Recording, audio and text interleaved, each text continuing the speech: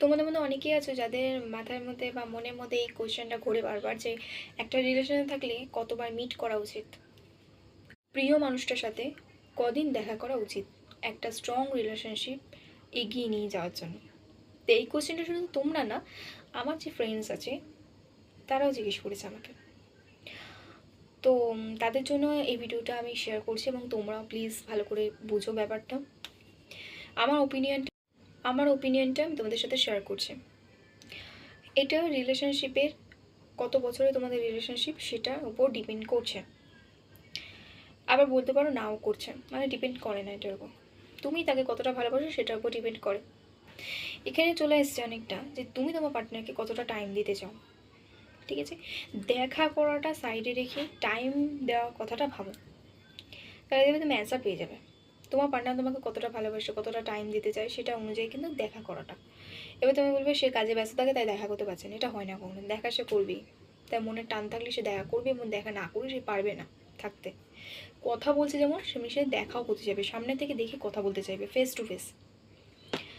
মাসে তুমি কতবার দেখা করবে সেটা আমি ডিসাইড করবো না, করবে তোমরা। তোমরা দুজন ডিসাইড করবে একে অপরের কাছ থেকে, যে কার কখন ডিউটি থাকে, কার কখন কোচিং ক্লাস থাকে, সেই বুঝে তোমরা এটা ডিসাইড করবে যে কখন তোমরা দেখা করতে পারবে, কদিন পারবে।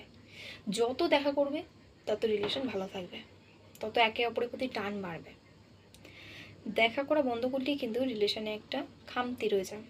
দেখি না তো অনেক দিন ওকে ভুলেই গেছি। এবং তোমরা যারা ভাবো যে দেখা না করলে আমার প্রতি তার একটা টান বাড়বে, আমাকে অনেকদিন দেখেনি তাই, এটা তো কি বললাম, যত দেখা করবে তত রিলেশন স্ট্রং হবে। যারা এটা ভাবো যে দেখা না করলে আমার প্রতি তার টান বেড়ে যাবে, এটা পুরো ভুল কথা। তোমাকে না দেখতে সে ভুলেই যাবে। যত সে তোমাকে দেখবে তত সে মায়ায় জড়াবে।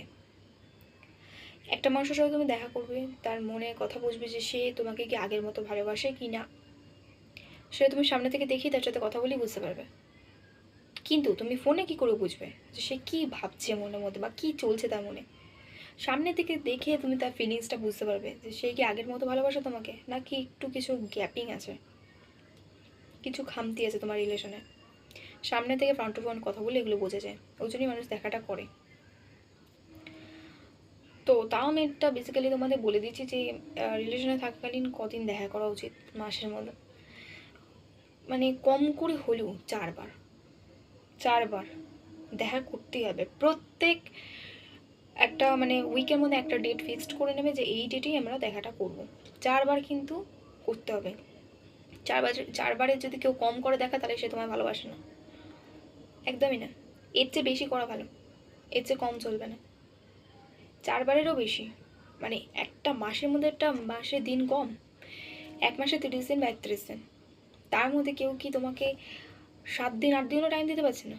এত সে বিজি, শুধু ফোনেই কথা বলতে পারবে।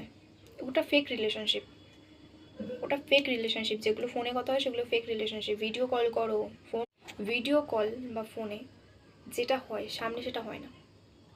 ভিডিও কল আর ফোনে মানে রোম্যান্টিক মুমেন্টস তোমরা অনেকে শেয়ার করো বা কথা বলো, ওটা কোনো প্রেম না।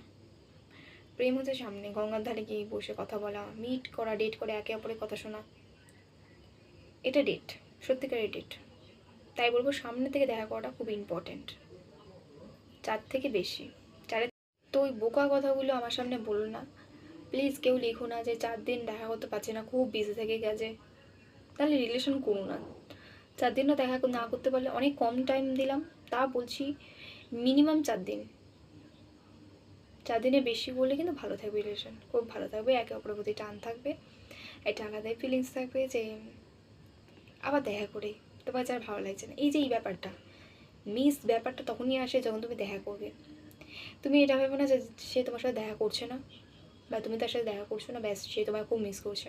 সে তোমায় ভুলেই যাবে। তোমার মুখটা, তোমার আচার ব্যবহার, তোমার কী কী ভালো লাগে আস্তে আস্তে সে মাইন্ড থেকে রিমুভ করে দেবে, কারণ সে তো তোমায় দেখছেই না, ভুলে গেছে তোমার কথা। দ্যাটস ওয়াই আমি বলবো মিট করাটা খুব ইম্পর্টেন্ট।